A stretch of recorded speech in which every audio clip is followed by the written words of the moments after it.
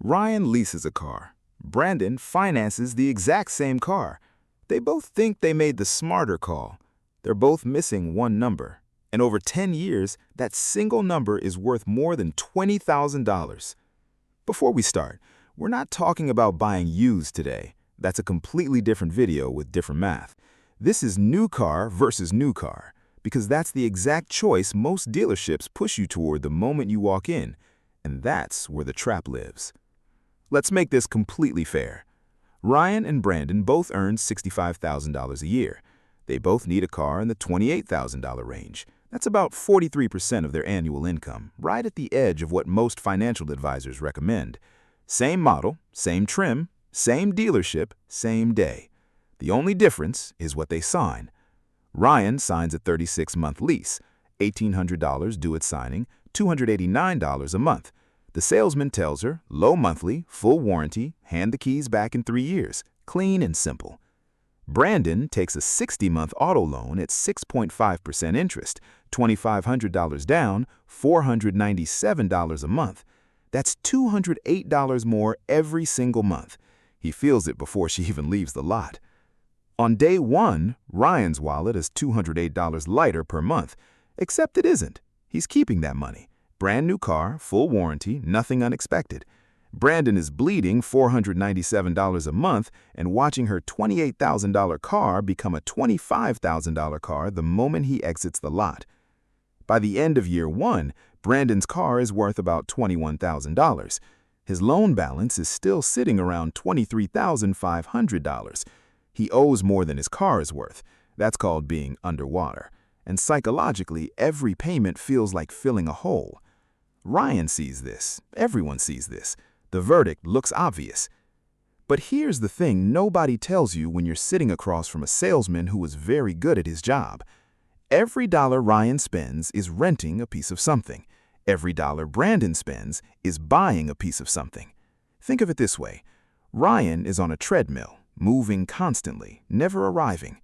Brandon is on a road with a finish line. It has a date circled on the calendar.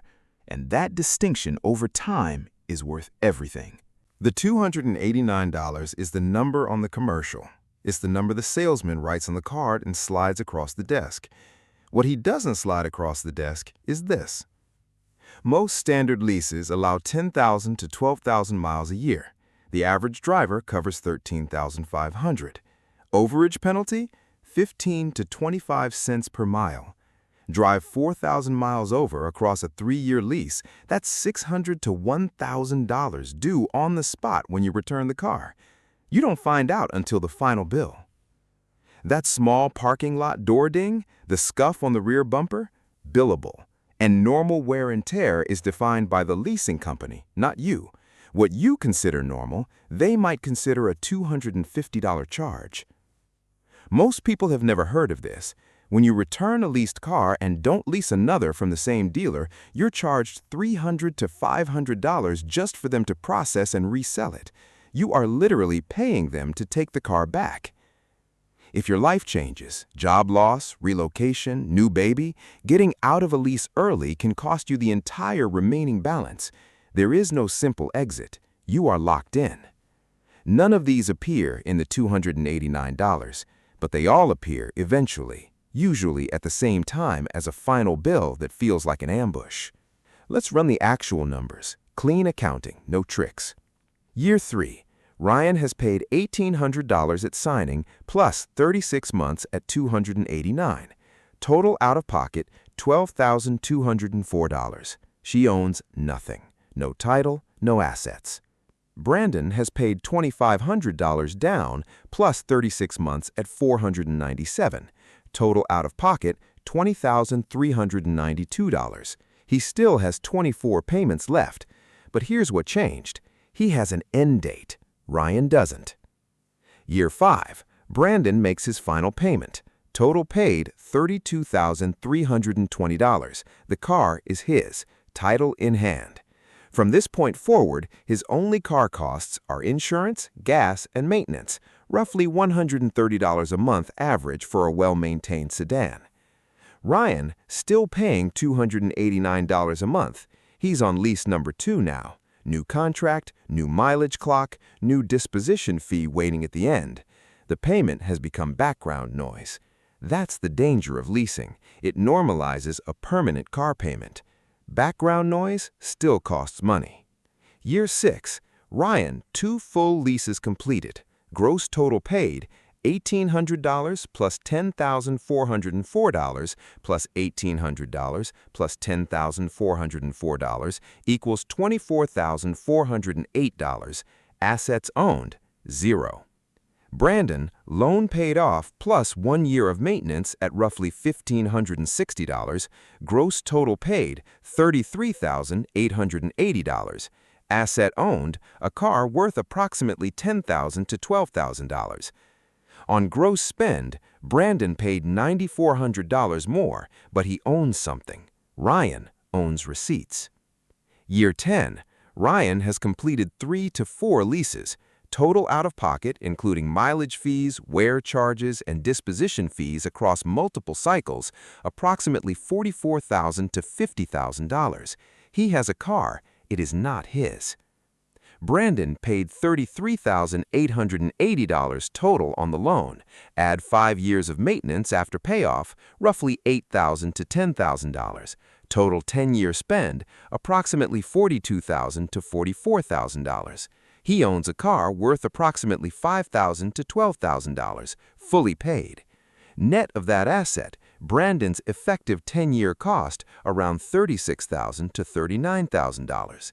The gap, somewhere between $8,000 and $14,000 in Brandon's favor, and he has an asset sitting in his driveway.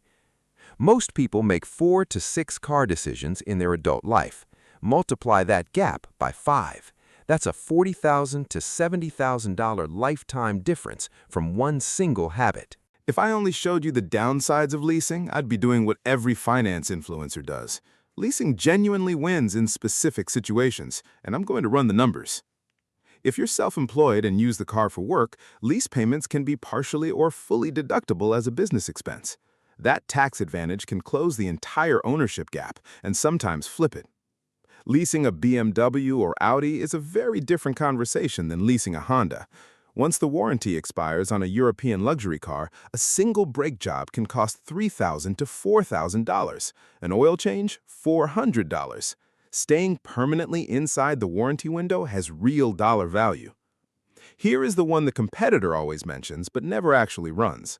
If Ryan takes her $208 monthly savings and puts it into an index fund averaging 9% annually, over 10 years that grows to approximately $38,000. That would more than close the gap with Brandon. But, and this is the number people skip, less than 20% of people who say they'll invest the difference actually do it. Most of it gets spent on subscriptions, dining out, and things they can't remember 6 months later. Be completely honest with yourself before you count on this working, because if you don't invest it, the math runs entirely the other way. After 10 years, here's what the math actually says. For the average person driving an average car with average discipline about investing the difference, buying and holding wins. Not by a dramatic margin, but it wins. And it wins by more when you factor in the one behavior that neither Ryan nor Brandon planned for, upgrading the moment the loan clears.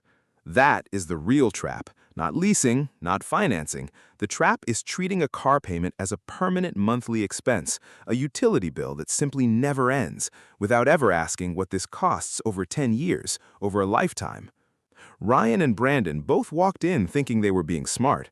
Neither of them sat down and ran the full number past the monthly payment on the card the salesman slid across the desk. So here's your question. If you needed a car tomorrow, would you lease, finance, or buy used with cash? And be honest with yourself. Are you counting the mileage fees, the upgrade temptation, the total interest, and whether you'd actually invest the monthly savings?